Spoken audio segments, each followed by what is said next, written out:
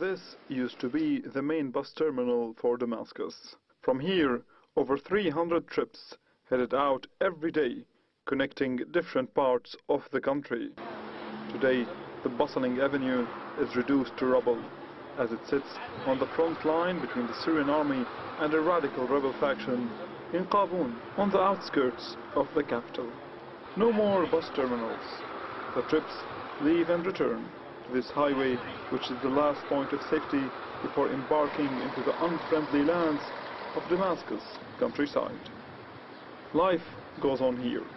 For a moment, you would forget that battles are less than a kilometer away, but the reminder would surely and swiftly come your way.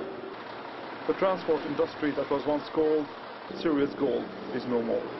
Abu Ayman, a veteran driver with 25 years of experience, knows that this is a new world unlike anything he knew before. Before the war, I used to make 64 trips a month. Now, if I'm lucky, I get 12. No one travels the highways after dark. If the bus breaks down, the passengers will be terrified. They fear kidnapping and looting. And once you leave government areas, it is every man for himself. But even Abu Ayman still enjoys luxuries that his colleagues lack.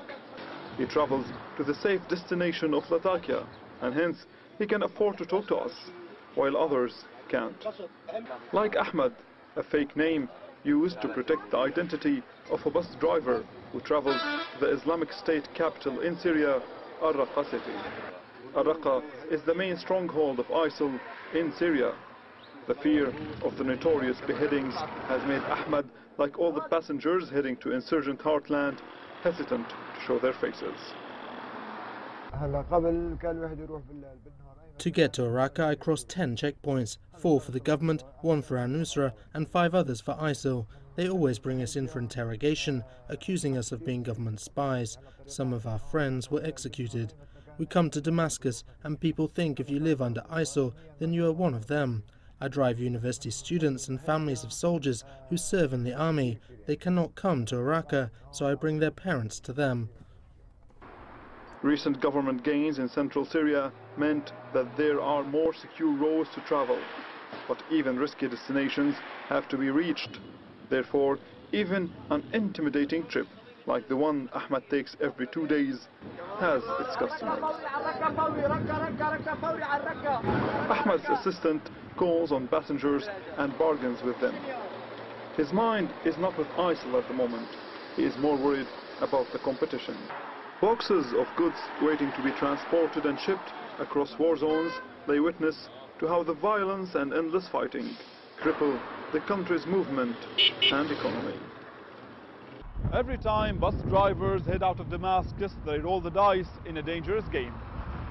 A game where the smallest of decisions could be life-altering choices. What road to take?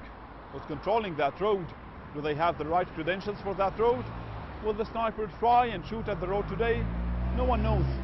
These are some of the questions that haunt every bus driver traveling across the country, making their jobs some of the most difficult jobs in Syria today.